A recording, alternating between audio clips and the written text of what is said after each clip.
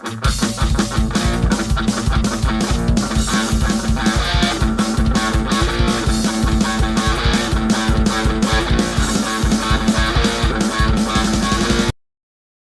back to the channel's Super Academico and Blue Eye Patch. Let us keep the reading of my book Clueders, Meire Pop Beyond the Cloud, available on Amazon. In this part, we will keep the reading of the Chapter 5 MY 15 Years and The Butterfly Effect. Don't forget to subscribe to both channels and like and share the video. Let's go! We talked a little more and finished the party's plans. I could not help wondering where that sudden interest in my love/pseudosexual life came from. It was true that many older boys approached younger girls to take advantage, but I could not see that profile in Leandro. Apparently, neither did my father, since he gave an indirect compliment to him only for a memory of having met him at their party. It was a distant bet, but if it were possible to influence people directly in their subconscious through the novelty of the neuro-internet, whether from the present or from the future, would it be that my parents were also influenced by somebody from outside, the master of this game that I thought I was playing, even with all the doubts I still had? I remembered that at some point recently I thought and wrote on my blog about the desire to have more attention and involvement of parents in the lives of us adolescents. It was a very casual thing, commenting on films and series that portray young people who get lost in situations of suffering and violence very much because of the absence of parents in their personal lives. The adolescent alienation model did not fit much with me, or anyone specific to my circle of friends and colleagues, but it was a very common situation. There was also a relation of this alienation to the context of oppression I had been addressing in other posts. I remember a few days later, I posted a link to a video of Vinny Mayo on my blog.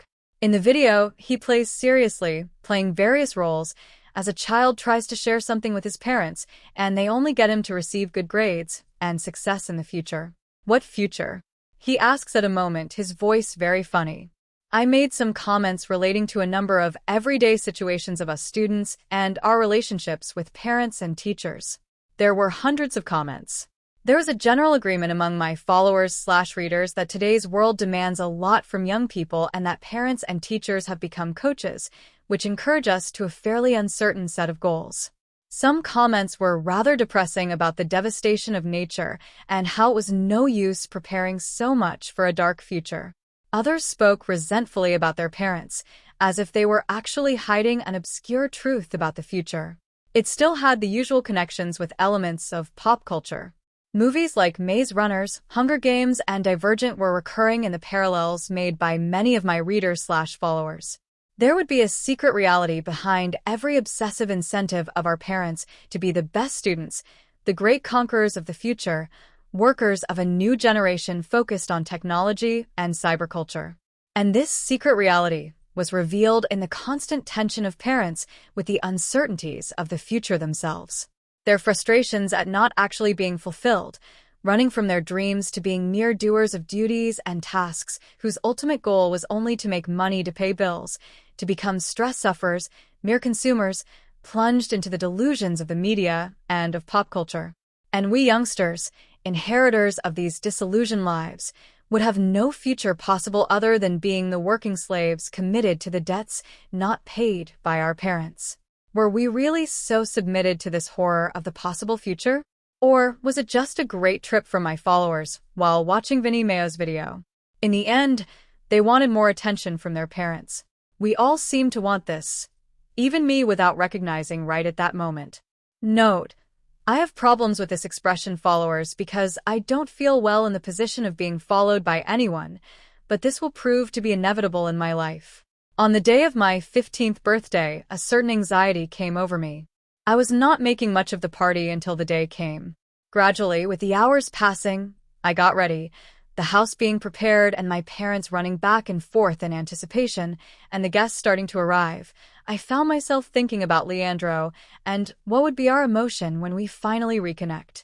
My parents' anniversary was the last time we met face to face. Despite all the involvement we ended up having on the internet, exchanges, confidences, and affinities, there was still a sense of novelty and unknown. After all, I could have misunderstood a number of things we exchanged via digital cloud, a certain illusion of a relationship being built when it could be for him only a jovial friendship with a little girl.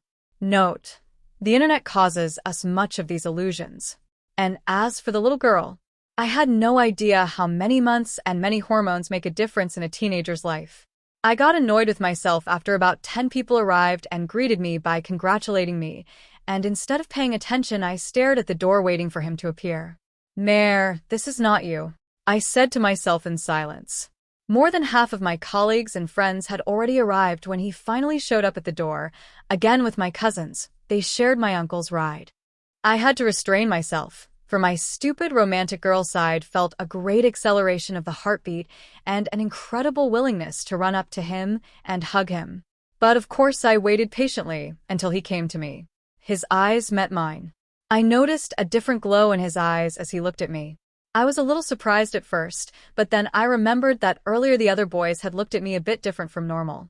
It could be the blue dress that helped outline the curves of the body. It could have been the chest that had gone from almost nothing to medium size in a very short time. Oh. I suddenly noticed what was happening. I blushed with embarrassment still under Leandro's gaze coming toward me. He, all of them before too, was looking at me with desire. The difference in look was the effect of testosterone. I knew all this from biology classes, but it was a very different feeling when it happened to you. Finally, he came up to me and said, "Happy birthday, Meire. Leo. I'm glad you came." He gave me a present. I can't remember what it was. I think it's a jewel. I was delirious with those seconds face to face, for I have no record of what he gave me. He bowed to me for a kiss on the cheek. I approached too. It was a simple kiss, but close to the lips enough for me to want more. It took some time to get away. It was then that someone came up behind him, hit his back, and said, "So, Marcos, were you not finished?" Leandro turned and faced a classmate of mine. Someone not important now to need a name, but it was from Marcos's group of friends, really. He seemed to have mistaken Leandro for Marcos. He still looked deeply at Leandro until he was convinced that he had made a mistake, despite the nearly 6 inches of difference from Leandro's height to Marcos. "Oops, my bad, man. Oh, Meire, your friend seems like a larger version of Marcos." And with that comment, he disappeared at the party, and in this story. Leandro turned to me again, and with a smile, offered his hand for me to hold. With that, we went to another place, and, without further complications, we were finally a couple. Other activities that night with him, and within the next 4 months, are up to your imagination. Note: remember that I have already said that nothing much has happened until the present moment. So stop imagining too many things. I hope you have enjoyed this reading. Continuing to support the channel's Super Academico and Blue Eye Patch. Subscribe, like and share the video. Bye-bye.